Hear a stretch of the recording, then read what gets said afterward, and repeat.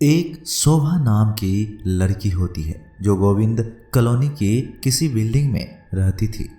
उसका फ्लैट 10वीं मंजिल पर था। इस कॉलोनी में बहुत कम लोग रहते थे क्योंकि यह कॉलोनी शहर से थोड़ा दूर और एकांत जगह पर था। शोभा को भीड़ से ज़्यादा अकेले में रहना पसंद था। उसे एकांत जगह पर समय बिताना बहुत अच्छा लगता था। कभी कभी तो ऐसा लगता है जैसे एकांत का शोभा से कुछ रिश्ता है। एकांत और रात, यह शोभा उसके लिए सोने पर सुहागा जैसा होता था।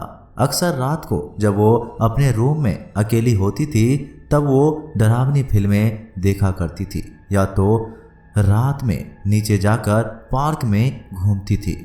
उसे अकेले रहना पसंद था, इसलिए यह फ्लैट उसके लिए बेस्ट था। शोभा का फ्लोर 10वीं मंजिल पर था, इसलिए वो लिफ्ट के सहारे नीचे आती और जाती थी।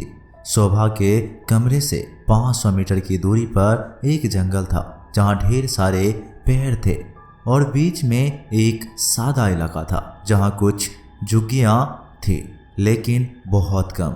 शोभा अपने ऑफिस का काम घर से ही करती थी। एक दिन की बात है, शोभा को ऑफिस का प्रोजेक्ट तैयार करते करते रात के कब 10 बज गए उसे पता भी नहीं चला। ऑफिस का काम खत्म करने के बाद वह अब फ्रेश हुई और किचन में जाकर अपने लिए मैगी बनाकर सोफे पर बैठकर आराम से हॉरर वेब सीरीज देखने लगी। रात के 12 बज चुके थे। शोभा हॉरर सीरीज देखने में मग्न थी।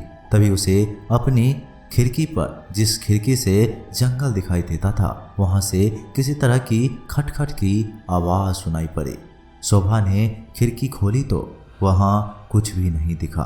खिड़की से आवाज़ आना बंद ही नहीं हो रहा था तो शोभा दोबारा खिड़की के पास जाकर ध्यान से देखती है। ध्यान से देखने पर उसने कुछ देखा कि जो उसके कॉलोनी के सामने झुग्गियां बनी हुई थी, वहां विवाह हॉल में किसी की शादी हो रही थी।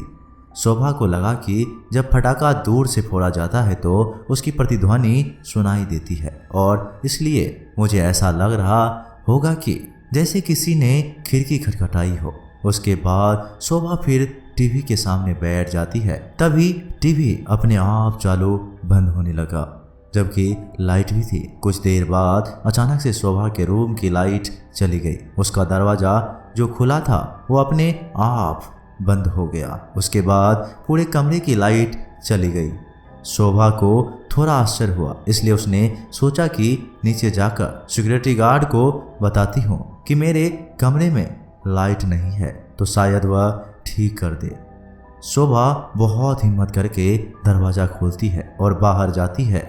शोभा का फ्लैट 10वीं मंजिल पर होने के कारण उसे नीचे जाने के लिए लिफ्ट का इस्तेमाल करना पड़ता था। वह लिफ्ट के अंदर जाती है और ग्राउंड फ्लोर पर जाने के लिए बटन दबा देती है। जैसे ही लिफ्ट धीरे धीरे नीचे जा रही थी तो आम दिन की तुलना में आज लिफ्ट में कुछ ज़्यादा आवाज़ आ रही थी और बहुत बहुत धीरे धीरे चल रही थी। तभी जो हुआ उससे शोभा घबरा गई। अचानक से लिफ्ट बीच में ही अटक गई और लिफ्ट की भी लाइट चली गई। लिफ्ट में एकदम अंधेरा सा छा गया था। शोभा ने लिफ्ट खोलने के लिए बटन दबाया तो लिफ्ट में कोई बटन भी नहीं काम कर रहा था और लिफ्ट अपने आप बार बार ऊपर नीचे आ जा रही थी। ऐसा लगभग उसके साथ 7-8 बार हुए। लिफ्ट बीच में अटक गई थी और लिफ्ट के अंदर लाइट ना होने की वजह से पूरा अंधेरा था। तभी शोभा को अचानक से किसी औरत की बरबराने की आवाज़ आने लगी। एक पल को लगा कि आसपास रहने वाले कमरे में से आवाज़ आ रही होगी, लेकिन जब शोभा ने ध्यान से सुना तो उसे पता चला कि यह आवाज़ उसे लिफ्ट के अंदर से ही आ रही थी, जो किसी महिला की थी और वो दिखाई भी नहीं दे रही थी। उसे अब बहुत डर लगने लगा था। उसने सोचा कि अब क्या होगा, क्योंकि लिफ्ट भी नहीं खुल रहा था। तभी अचानक से वह महिला शोभा के काना में आकर बरबराने लगी। शोभा एक ही समय में स्तंभ और भयभीत दोनों थी। उसने लिफ्ट में इधर उधर देखा लेकिन कोई दिखाई नहीं दे रहा था। उसके अलावा अचानक शोभा के चेहरे के बाईं ओर हवा का हल्का झोंका आया। उसने सोचा कि जब लिफ्ट बंद है तो यह हवा कहाँ से आ रही है। हवा आने का तो कोई सवाल ही नहीं पैदा होता। डर के मारे शोभा एक कोने में चिपक के खड़ी थी। तभी अचानक नीचे से उसके पैर कोई अपनी तरफ खींचने लगा, जिसकी वजह से वह लिफ्ट में गिर जाती है और उसके सिर में चोट आ जाती है और ऐसा लग रहा था कि किसी ने उसके हाथ बांध दिए हो। उसके मुंह से आवाज भी निकलना बंद हो गया था। उसका गला कोई जोर जोर से दबाने लग गया था। शोभा का जान निकलने वाले थे। तभी सिक्योरिटी गार्ड को लिफ्ट खराब होने का संदेश कॉलोनी में रह रहे लोगों के द्वारा मिलता है तो वह लिफ्ट के पास जाता है और जैसे ही लिफ्ट खुलता है तो वहां गार्ड को बेहोशी की हालत में शोभा मिलती है। लिफ्ट में हर जगह खून ही खून लगे हुए थे। शोभा को तुरंत अस्पताल भेज दिया जाता है।